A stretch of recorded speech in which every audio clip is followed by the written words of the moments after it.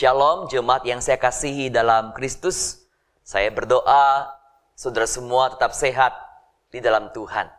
Kita berdoa sebelum mendengarkan renungan pada hari ini. Tuhan berkatilah renungan kami, agar kami beroleh berkat dari Tuhan dan semakin mengerti bagaimana hidup seturut dengan kehendak-Mu. Dalam Kristus kami berdoa. Amin. Saudara, firman Tuhan dari Roma pasal 8 ayat 26 mengatakan demikian. Demikian juga Roh membantu kita dalam kelemahan, sebab kita tidak tahu bagaimana sebenarnya harus berdoa. Tetapi Roh sendiri berdoa untuk kita kepada Allah dengan keluhan-keluhan yang tidak terucapkan. Saudara, seandainya Tuhan mengabulkan setiap permohonan doa kita, tentu kita akan senang karena apa yang kita minta selalu dapat kita peroleh.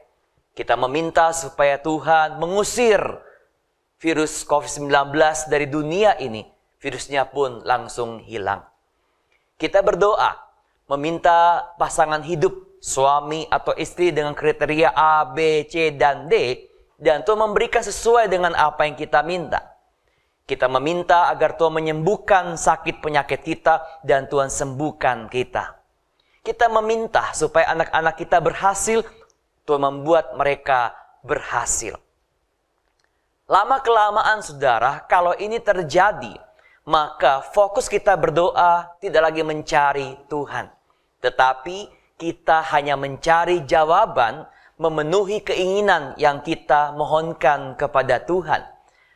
Bahkan akhirnya fokus doa kita hanya untuk diri kita. Apa yang kita mau, apa yang kita inginkan dapat kita peroleh dalam jawaban doa yang Tuhan berikan. Sebab itulah orang bisa berbuat dosa ketika dia berdoa, karena dia bisa salah meminta dalam berdoa. Kita berdoa meminta Tuhan menghukum orang yang melukai hati kita.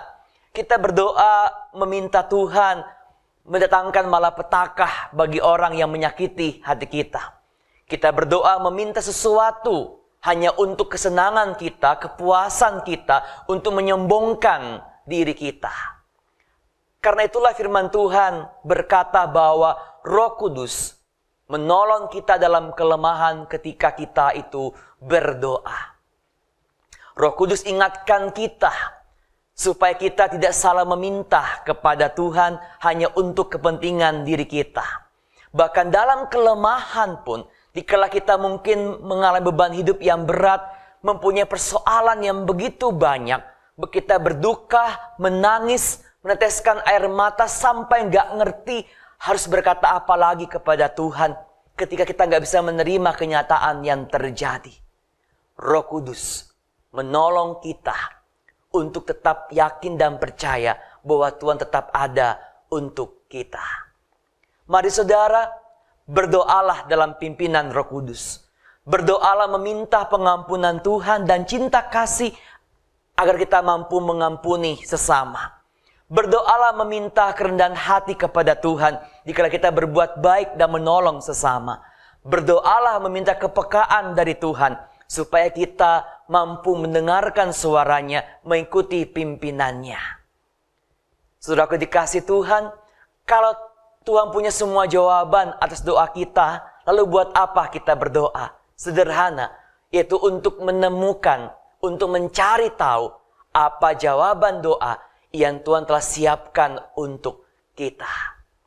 Bukan kita meminta Tuhan cocokkan kehendaknya dengan kehendak kita, tapi kita yang harus mencocokkan kehendak kita dengan rancangan dan kehendak Tuhan.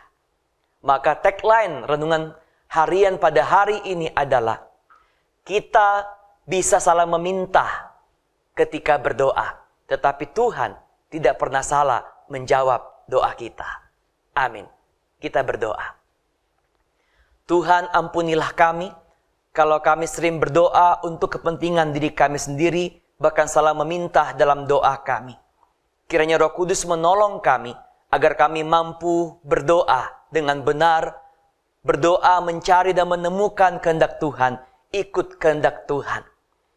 Jangan biarkan kami cuma pintar berdoa untuk menaikkan permohonan kami, namun kami lupa berdoa juga untuk mencari tahu, menemukan dan menerima rancangan dan kehendak Tuhan, jawaban doa yang terbaik dari Tuhan. Berkatilah kami di segala pergumulan kehidupan kami dan kehidupan doa kami. Dalam Yesus kami berdoa. Tetap sehat, jemaat dikasih Tuhan, Tuhan membersertamu. Amin.